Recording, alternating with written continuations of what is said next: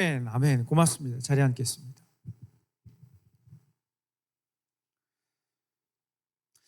지난주에 이어 오늘도 아시안게임 이야기를 하지 않을 수 없을 것 같습니다. 어제 여의도 불꽃 축제는 아마 대한민국의 승리를 미리 축하하는 세리머니가 아니었을까 생각해 봅니다. 야구, 축구 모두 뜻깊은 금메달을 국민들에게 선사했죠. 안 본 것 같이 이렇게 반응을 하면 나 혼자 눈 시뻘게 갖고 지금 피곤해서 잠이 안 오더라고. 야 어떻게 그렇게 어떻게 역전 와 대박 잘라고 하는데 막 오늘 설교는 안 떠오르고 막 그 장면이 막 설레게 하는 거죠. 그러면서 민영아 컴다운 내일 예배 설교를 말씀 전해야지. 다시 꿈속에서라도 하나님 아브라함을 좀 만나게 해주십시오. 오늘 말씀 아브라함 이야기 전해야 되는데 기도하면서 잠들었던 지난 밤이었습니다.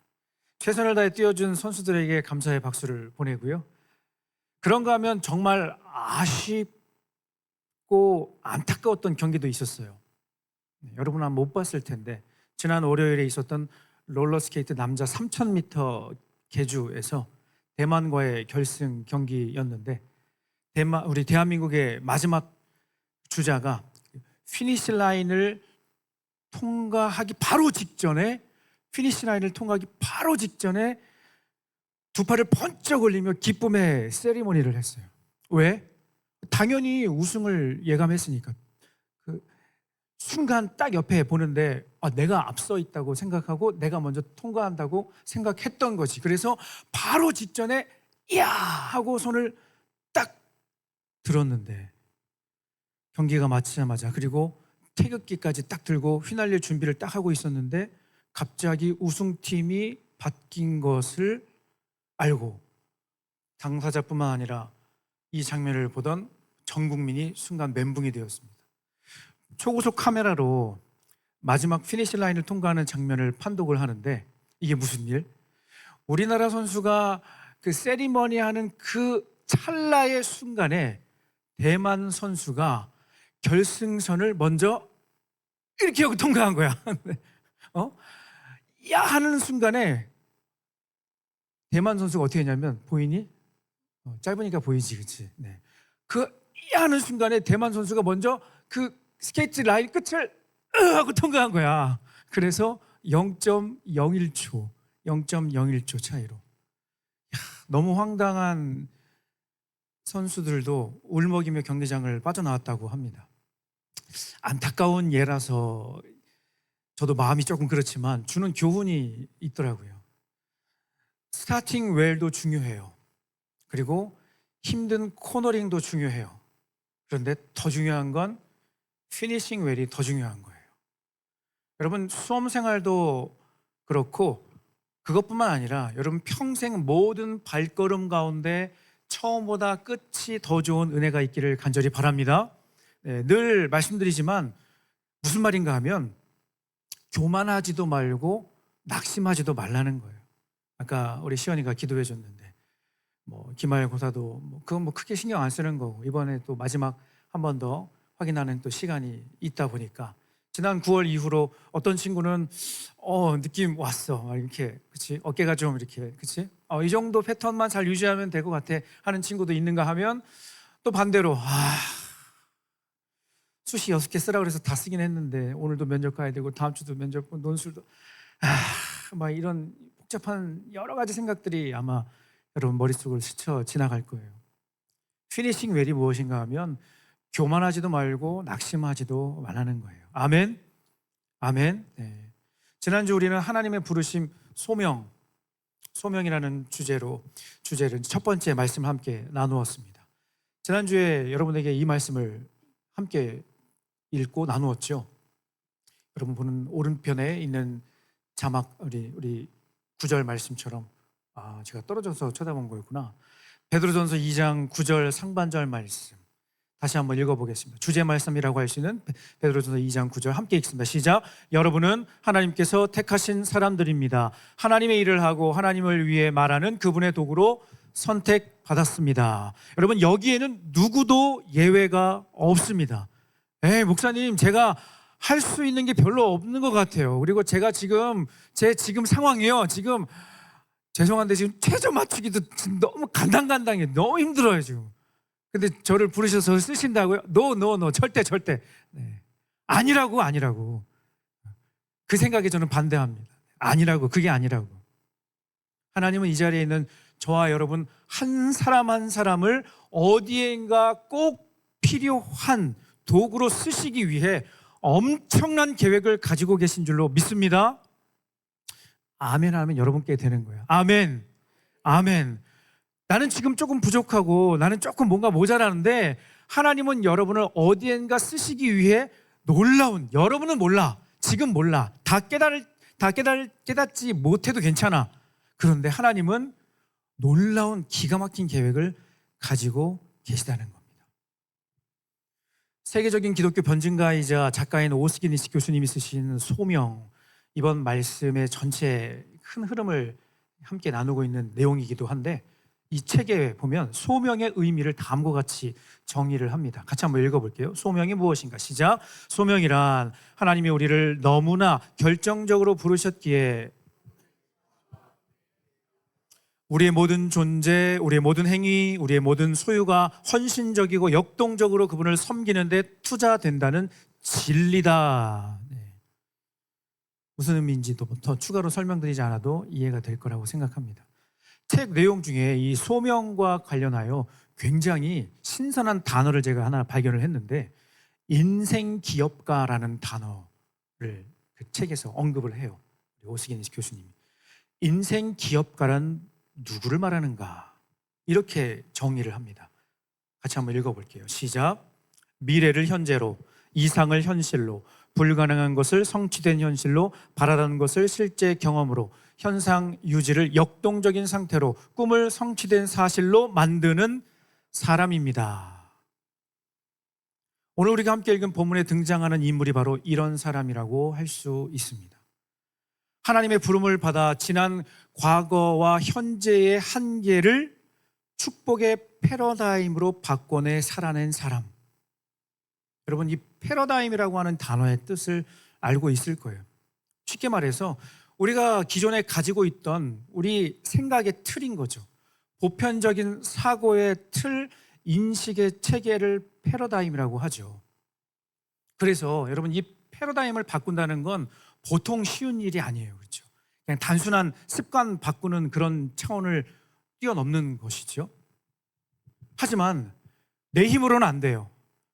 하지만 하나님이 도와주시면 가능하고, 우리는 한계가 있지만 살아계신 하나님은 제한이 없으신 분이신 줄로 믿으시기 바랍니다. 아멘. 그리고 그 하나님은 오늘도 우리가 무한한 복을 누리며 살아가기를 원하신다는 거예요. 이것이 바로 축복의 패러다임이라고 할 수 있습니다. 그리고 앞서 말씀드린 처음보다 가면 갈수록 더 좋은 피니싱 웰 한 사람, 이 사람은 바로 아브라함이었습니다. 그럼 아브라함이 이런 평가를 받을 수 있다고 제가 생각하는 성경 구절을 몇 가지를 여러분에게 말씀드릴게요. 히브리서 11장 8절 10절 말씀입니다. 함께 읽습니다. 시작. 믿음의 행위로 아브라함은 장차 그의 본향이 될 미지의 땅으로 떠나라는 하나님의 부르심에 예하고 응답했습니다. 그는 자기가 어디로 가는지 몰랐습니다. 아브라함은 눈에 보이지 않았지만 실제 하는 영원한 기초 위에 세워진 도성, 곧 하나님이 설계하시고 세우신 도성에 눈을 고정했던 것입니다. 방금 거기 계시나요? 네. 순간 소름 돋았네. 방금 소개해드린 여러분, 인생 기업가라는 단어의 의미를 한번 다시 떠올려 보면 좋을 것 같아요. 미래를 현재로, 이상을 현실로, 불가능한 것을 성취된 현실로, 꿈을 성취된 사실로 만드는 사람.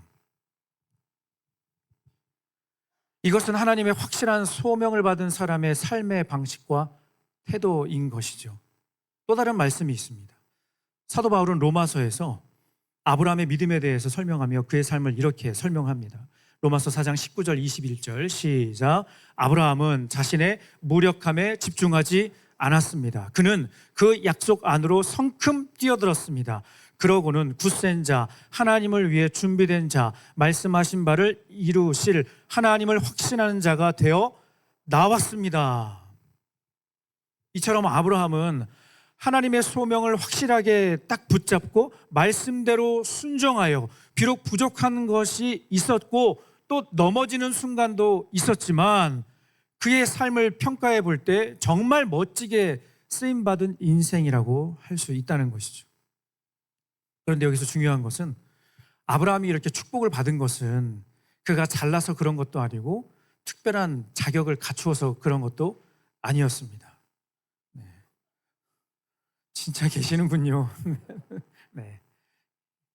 이제 더 없겠지? 설마 저기 이렇게 내려가면 이건 진짜 진짜 무릎 꿇어야 된다 니네 다 진짜. 강사님 이따가 줄 당겨서 밑으로 내려오게 해주세요. 네. 무릎 꿇게. 네. 그냥 해서 무릎 안 꿇더라고. 뭔가 보여야 되는 것 같아. 네. 아무튼 여러분 함께 읽은 창세기 12장 하나님께서 아브라함이라고 하는 사람 한 사람을 부르시는 이 사건 가운데 우리는 뭔가 이해되지 않는 특이점을 발견하게 됩니다. 아니 목사님 어릴 때부터 너무 많이 들어서 지금 딱 읽는 순간 아니 목사님 오늘 설교 내용 다 나왔네. 딱 입력 다 됐고 출력 다 됐는데 뭐가 특이한 게 뭐가 있어요? 네. 이렇게 반응하면 절대 은혜가 없다. 네. 이렇게 반응하면 절대 은혜가 없다. 그럼 어떻게 반응해야 하는가? 저를 따라하겠습니다. 목사님 뭐가 특이한 거예요? 따라하라니까. 목사님 뭐가 특이한 거예요? 궁금한 거지. 니들이 궁금한 거 맞지?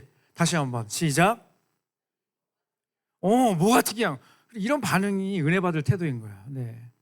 여러분 성경의 모든 이야기는 전후 맥락이 있는데 여러분 창세기 1장에서부터 11장까지의 분위기를 여러분 한번 떠올려 보세요. 1장부터 기록된 이야기를 한번. 이건 뭐 제일 많이 읽은 성경이 창세기 1장부터 얘기 아닌가? 그렇지? 네. 여러분 창세기 1장부터 이 11장까지의 분위기가 점점 좋아지나요? 아니면 점점 나빠지나요? 네, 맞아요. 네. 제가 강조했잖아요. 점점 좋아지나요? 나빠지나요? 네, 나빠지죠. 그렇지? 네. 이렇게까지 하는데 힌트 주는데 그렇지? 창세기 1장부터 시작된 이야기를 그래프로 그려보라고 하면 상승곡선이 아니라 하락곡선이라고 표현할 수 있어요. 창세기 1장, 2장에 보면 하나님의 최고의 작품, 우리 인간을 포함하여 온 우주 만물을 하나님께서 창조하시고 뭐라고 말씀하셨죠? 보시기에 좋았더라. 보시기에 좋았더라. 보시기에 심히 좋았더라. 이야. 아담이 하와를 향해 너는 내 뼈 중에 뼈요, 살 중에 살이라. 여러분 나중에 그 고백할 때, 청혼할 때 이 멘트 꼭 하세요. 남자친구들. 내 뼈 중에 뼈요, 살 중에 살이로다. 우리 남자친구들은 자매한테 이 고백하면 어머 우리 오빠 믿음 되게 좋네 이렇게 반응할 거야. 뭐 쓸데없이 나랑 결혼해줘 이런 거보다 너는 내 뼈 중에 뼈요, 살 중에 살이로다. 적어도 이거 진짜 필요한 거야. 진짜로. 네. 야, 이런 아름다운 사랑 고백이 나오는 거죠. 그렇죠? 근데 3장에 딱 넘어가잖아요. 창세기 3장으로 딱 넘어가면 야, 어떻게 이 두 사람이 대놓고 하나님을 배신을 하네. 그렇죠? 그래서 영간 무제한으로 이용할 수 있었던 에덴 동산에서 쫓겨나서 더 이상 VIP 입장권을 사서 들어가고 싶어도 들어갈 수도 없는 그런 안타까운 상황이 되어버린 거예요. 창세기 4장에는 세상이나 만상이나 어떻게 이런 일이, 인류 최초의 살인사건이 일어납니다. 형이 동생을 죽이는 사건. 5장을 지나 6장, 7장, 8장, 9장, 10장 성경 표현 그대로 세상에 죄악이 가득하고 사람들이 마음으로 생각하는 모든 것이, 모든 계획이 악하다라고 하나님께서 말씀을 하시죠. 그래서 하나님께서 어떤 방법을 쓰시죠? 물로 쓸어버리시죠. 의인이요 당대 완전한 자라고 했던 노아와 그의 가족을 빼놓고는 물로 싹 쓸어버리시죠. 그래서 뭔가 분위기가 새로워질 거라고 기대를 하는데 창세기 11장에 딱 보면 어떤 사건이 또 나오죠? 구약의 부르즈 칼리파라고 할 수 있는 바벨탑을 세워서 하나님이 원하시는 정반대의 삶을 살기로 대동단결하죠.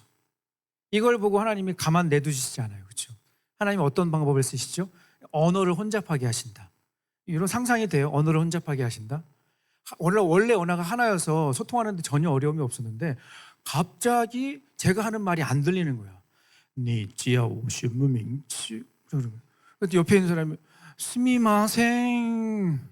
그때 옆에 있는 드라스트부이치 뭐 이러고 까먼 코쿤카 뭐 이러고 있는 거지.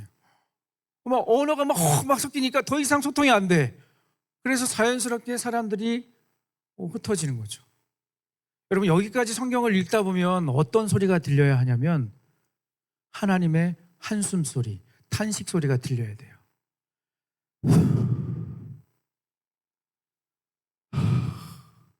또 참어? 한 번 더 참어? 네. 이런 탄식 소리와 한숨 소리, 성경에 그렇게 써 있다는 건 아니야. 잘 들어요.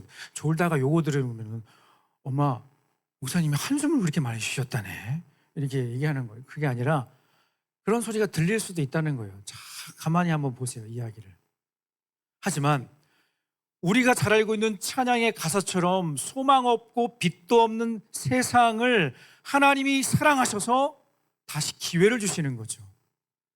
그럼에도 불구하고 우리 하나님은 우리를 절대 포기하지 않으시고 다시 시작하자, 그래 다시 시작하자 하시는 마음으로 아브라함을 부르신 거예요. 여러분, 이것을 조금 어려운 표현으로 하나님의 구속사의 새로운 전환점, 이렇게 표현할 수 있을 것 같아요. 하나님의 구속사의 새로운 전환점, 이것이 바로 눈여겨봐야 할 특이점이라는 거예요. 또 한 가지, 하나님께서 아브라함을 부르시는 과정이 조금 특별했습니다. 아브라함이 처한 현실은 여러분 평범해 보이는 것 같지만 절대 그렇지 않은 특수한 환경 가운데 살고 있었어요. 아브라함이 머물고 있었던 고향인 갈대아 우르에는 그의 가족들뿐만 아니라 친척들도 함께 살고 있었고, 그 지역은 온갖 우상과 미신으로 가득한 영적으로 매우 어두운 그런 곳이었어요. 여러분, 세계사에 관심 있는 친구들, 특별히 고대사에 관련된 책을 본 친구들은 알겠지만 티그리스 강과 유프라데스 강을 끼고 있던 그 갈대아 우르, 그 지역은 메소포타미아 문명지로 많은 사람들이 모여서 살고 있었고 그만큼 모든 것이 발달된 그런 지역이었다는 것이죠. 세계 최초의 서사시, 법전, 문자 등을 탄생시킨 고대 문명의 중심지에 살고 있던 그를 부르신 거예요. 조금 더 구체적으로 설명하면 모든 것이 풍족하고 많은 것을 누리고 살고 있었던 아브라함을 콜링하신 것이죠. 여러분, 이것은 단순한 콜링이 아니라 앞에서 설명한 것처럼 어떤 특별한 목적을 위해서 아브라함을 부르셨습니다. 자, 그렇다면 하나님께서 이 비상한 상황 가운데 특별한 목적을 가지고 그를 부르셨다면 어떤 가이드와 시나리오가 있어야 하는데 아무것도 없었어요. 그저 이렇게 부르실 뿐이었어요. 창세기 12장 1절 다시 한번 읽겠습니다. 시작. 여호와께서 아브라함에게 이르시되 너는 너의 고향과 친척과 아버지의 집을 떠나 내가 내게 보여줄 땅으로 가라. 그냥 가라. 보여줄 땅으로 그냥 가라. 성경 뒤에 보면 이곳이 그 목적지가 가나안이라는 것을 우리는 알 수 있지만 그곳은 아브라함이 가족들과 지금 머물고 있는 곳과 비교하면 모든 것이 낯선 곳이라고 할 수 있는 것이죠. 당연히 아브라함은 당황했을 것이고 깊은 고민을 하지 않았을까? 만약 하나님께서 가라고 하신 그곳이 여러분, 어른들은요, 요 정보가 딱 이 정보가 입력되시면 당장 짐 싸고 가실 거예요. 어떤 정보냐면 하나님이 가라고 하신 그곳이 신도시 개발 예정지야. 그러면 야, 짐 싸. 야, 나 학교 가지 마. 안 가도 돼. 무슨 말인지 너희들은 잘 모르지겠지. 아직 정보가 발표되기 전에 개발될 신도시라는 정보가 딱 엄마 아빠한테 입수가 된 거야. 그러면 뒤도 안 돌아보고 가야지, 그렇지? 네.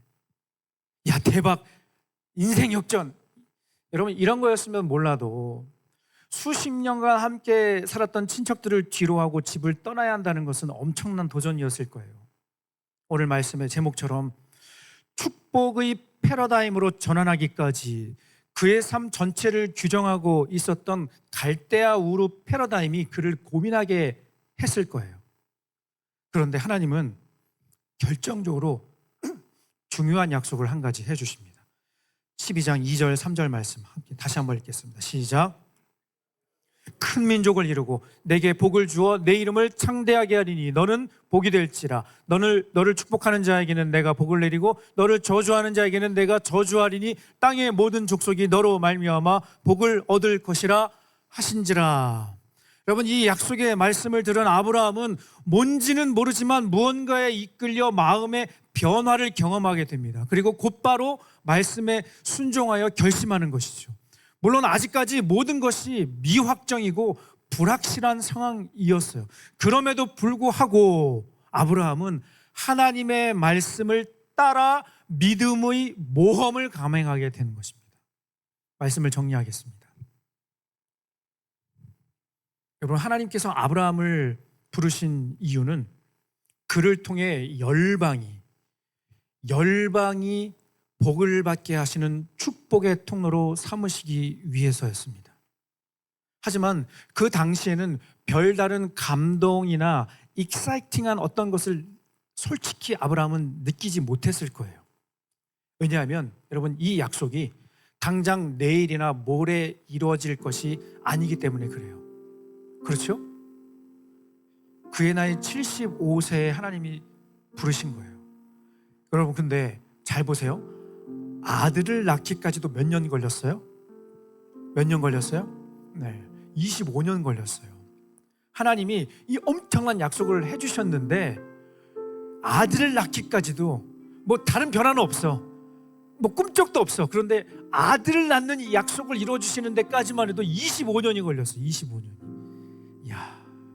그리고 그가 175세에 이 세상을 떠나게 되는데 비록 그 사이에 개인적으로 실수도 많이 하고 여러 가지 어려움도 있었습니다. 하지만 그 가운데 변함없이 그를 부르신 하나님, 부족한 인생이지만 물붓듯 부으실 그 축복을 기대하며 이루어 주실 기적 같은 일들을 소망하며 묵묵하게 믿음의 길을 걸어가는 것입니다. 어느덧 10월 8일 날짜와 현실만 생각하면 우리는 이 입시 패러다임에 꽉 매여서 그 안에 갇혀 살 수밖에 없습니다. 그런데 오늘 말씀을 통해 저와 여러분을 부르신 하나님께서 상상조차 하지 못했던 기가 막힌 일들을 이루어 주실 줄로 믿습니다. 아멘. 이것은 하나님의 말씀에 철저한 순종을 다짐하고 우리의 삶을 축복의 패러다임으로 바꾸기로 결심할 때 가능한 것인 줄로 믿습니다. 아멘. 아멘. 함께 찬양하고 기도하도록 하겠습니다. 자리에서 다 같이 일어나서 함께 나를 부르신 주, 이루어 주실 약속의 주님을 함께 찬양합니다.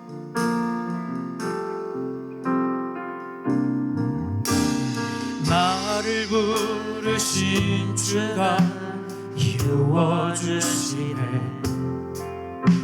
잠시 넘어지더라도 붙잡아 주시네. 나의 걸어가는 길을 동행하시네. 혼자라 생각했던 삶을 함께 하셨네. 나 찬양해. 나 찬양해. 언제나 어디서나 부르신 그 뜻대로 나를 지으신 주의 뜻대로 나 찬양해. 영원토록 노래하네. 나를 부르신 대로 주를 찬양하며 살아가니라. 다시 처음부터 고백합니다. 나를 부르신 주가 이루어 주시네. 잠시 넘어지더라도 잡아주시네. 나의 걸어가는 길 동행하시네. 잘 생각했던 삶을 함께 하셨네. 나 찬양해, 나 찬양해. 언제나 어디서나 부르신 그 뜻대로 나를 지으신 주의 뜻대로 나 찬양해. 영원토록 노래하네. 나를 부르신 대로 주를 찬양하며 살아. 이 목소리 높여 나 찬양해. 언제나 어디서나 부르신 그 뜻대로 나를 지으신 주의 뜻대로 나 찬양해. 영원토록 노래하네. 나를 부르신 대로 주를 찬양해. 우리 한 번 더 고백합니다. 마음을 다하여 나 찬양해. 아멘. 나 찬양해.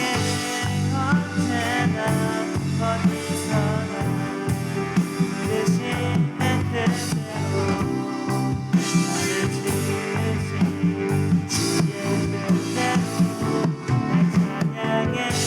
영원토록 노래하네. 나를 부르신 대로 주를 찬양하며